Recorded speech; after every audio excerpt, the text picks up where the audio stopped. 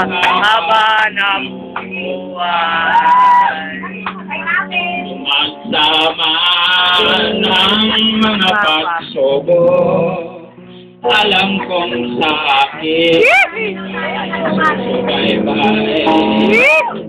Kaya't ako'y Susunod sa iyo upang ipangalan ang iyong salita. Buhay ko man aking iaalay bilang hantin sa'yo, Panginoong Tenor. Kahit sabihin mo, isa, hindi lamang doon sa mga nagpapasyo, hindi sa lahat na naglilingkod sa Panginoon.